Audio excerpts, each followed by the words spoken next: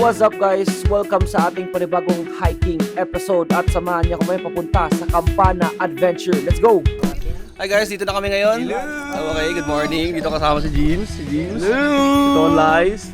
Naiwan kami, kulang kami ng tatlo. So yun nga guys, yung daanan papunta doon sa Campana is dito rin yung daanan paakyat ng bro. Pero hindi tayo aakyat sa taas. May likuan siya. So dito sa part na to guys, nagtatanong kami kung saan yung location since first time nga namin. So ang tinuro sa amin na ate guys, dito rin yung extreme part ng daanan. Saan tayo? Sa extreme?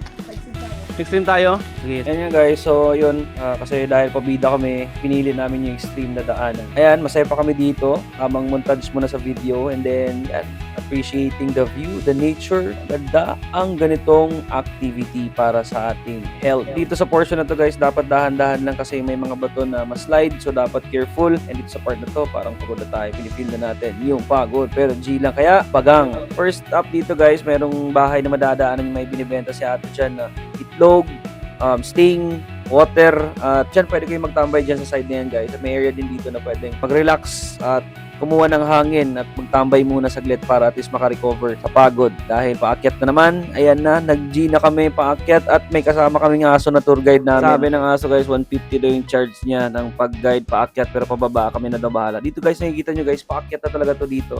This is where the extreme part ng trail or ng hike paakyat. Pero syempre, appreciate natin yung view, relax na muna. Dito sa part na to guys, meron kami nakasalubong ng mga group.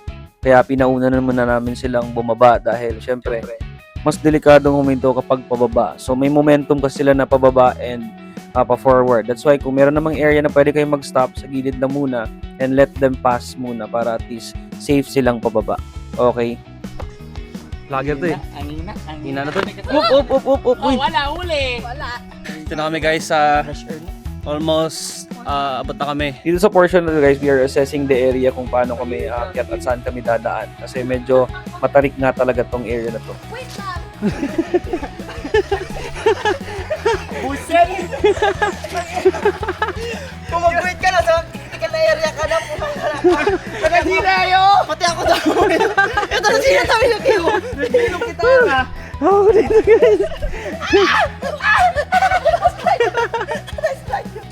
Dito sa area na to guys, masyadong mahirap dahil walang hawakan at masyadong slippery yung daanan. So, ayan, makikita nyo guys, napaka-steep niya, dahan-dahan lang kami. Kung makikita mo, nakakalula kung lilingon ka sa likod, bagang. So, ito sa area na to guys, nahihirapan na ako kaya binigay ko muna yung camera ko sa kanila.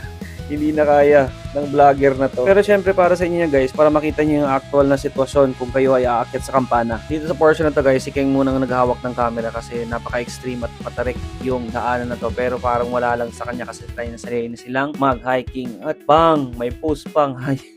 Ayan, ready na. G! Sa likod kayo! No! Sabi ko na! Ano yan? Hala! Dito, dyan oh.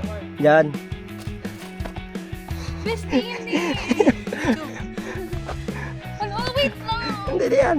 Dito sa portion na to guys, kailangan nyo talaga mag-ingat dito dahil napakatarik ng daanan. Iba yung sa actual guys, pero kung makikita nyo sa video, napakatarik nga kung titingnan natin, nakakalula. Sa portion na to guys, dahan-dahan lang kami kasi syempre dinaguide din namin yung mga kasama namin na nahihirapan. Mag-isa sa tila doon! Doon sa kabila.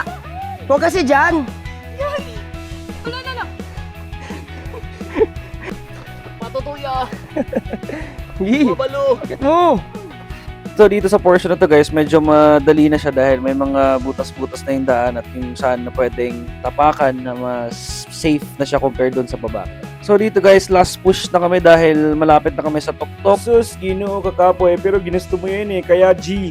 So dito sa portion na to guys, nakikita na namin at malapit na kami sa tuktok at nakikita nyo yung view guys na masasabi mo talaga na worth it ang pag-akyat mo dito. Oh, di ba?